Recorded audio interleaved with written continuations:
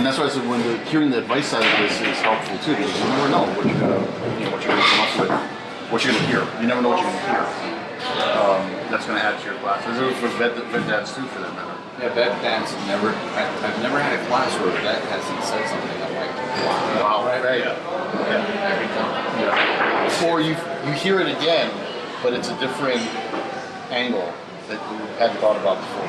It's a similar kind of advice, but we hadn't thought about that particular perspective. And I think that's why I keep coming back to do it too. It's fun, but for one thing, that's why I keep coming back to do it.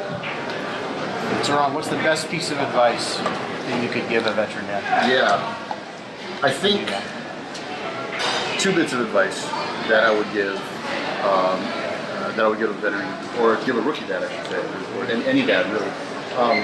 First and foremost, as long as there's a lot of decisions to be made, both individually and with your partner, your wife, your girlfriend, whoever it might be.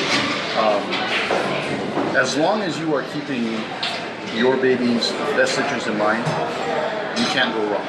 You cannot go wrong. That advice, because then the motivation is you're speaking as a dad. You're not speaking as an individual, you're speaking as a dad. You're thinking as a dad.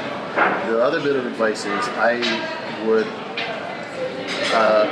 say don't try and set some ridiculous bar for yourself based off of your dad, more try and fix some past mistake that was done to you.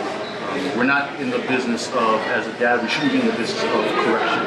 We should be in the business of setting the expectation for ourselves looking forward, not backwards. Kind of a coaching kind of thing. Precisely. Yeah. So that would be, if you had to, I don't think I could give just one bit of advice to a rookie or to a dad. It would have to be one of those 2 or both. Yeah. You kind of think about what you're saying, man. The idea of, one of the things I love about boot camp is, yeah, we have a lot of advice, but the 3-dimensional, tactile handling of those babies, we can have truckloads of advice. But the fact is, there are usually 3 to 4 babies in a class, and I've watched these gentlemen who never held a baby. Never, and they tell us that, they're like, I've never held a child. And to watch a veteran dad come kind of playfully over and say, okay, you got it, and put this baby in their lap and watch them stiff for the first 20 seconds going, am I still alive? And then slowly watching their muscles relax and their hands conform to that baby, and then start to say, I can do this. Just that transformation from saying, I've never done this before, to saying, wow, I'm a natural. Right. To watch a baby fall asleep on the shoulder of a man who's never held a baby before is truly moving. So, we talk about the advice we get, and certainly boot camp is filled with great suggestions, great ideas. Those babies, geez, those provide so much confidence, so much real life that, I know there are other programs for dads out there, but they don't have kids on it. They don't have the 6-month and 4-month olds. And that is a dimensionally different experience. And it's important because that's how guys learn. Guys learn by doing, and boot camp is about doing. And that's extraordinary. That's the thing. I think it's interesting to watch rookie dads watch veteran dads throughout the workshop. And really get that feeling of, if he can do it, so can I type of an approach. I think one of the best pieces of advice that I ever heard from a veteran dad to a rookie dad was on this subject of shaken baby syndrome. The aspects of, you will be tested, you will be challenged. This baby is not crying specifically to upset you. But that feeling of being able to bond with your baby and look at your baby and know that you love that child and that the connection is there with your baby is a very powerful thing to understand and bond with your baby throughout the thing.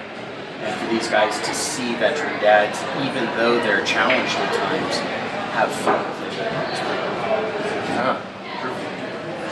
There is something that happens to us when we have a baby and we're calming the baby, is we actually calm ourselves.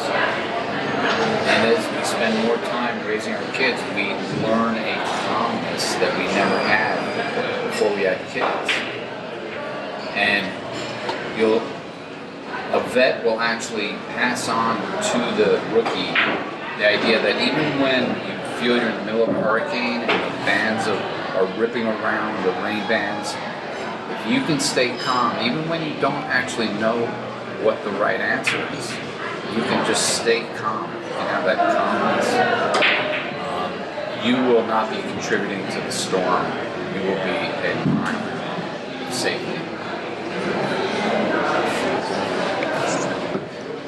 And I think along the lines of the experiential learning, I always try to reinforce the idea of get involved early.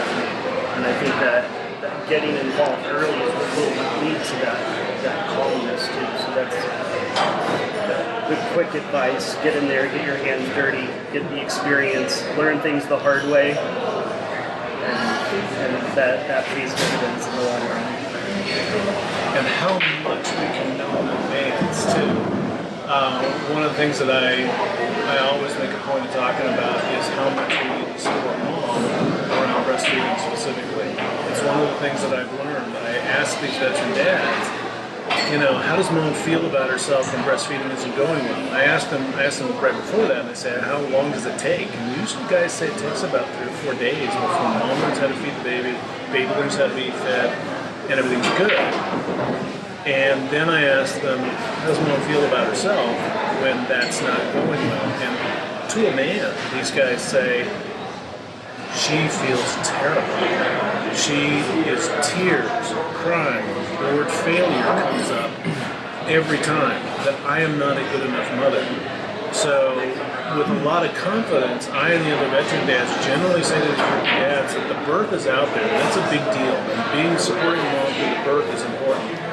But supporting her through the challenge of breastfeeding is an even bigger iceberg for them to watch for, an even bigger challenge. And that all the veteran dads agree that supporting mom through breastfeeding is monumental. And one of the biggest ways we talk about how to support her is talk to her in advance about this. Say, hey, before you go into this challenge, how might you feel about yourself? And emotionally preparing, kind of like what you were talking about, how much can we get on the same page in advance before we're facing this challenge, knowing it's like going on any hike. What are you going to need before you go out there? You don't want to decide, oh, wow, we really need cold weather gear while we're on the trail.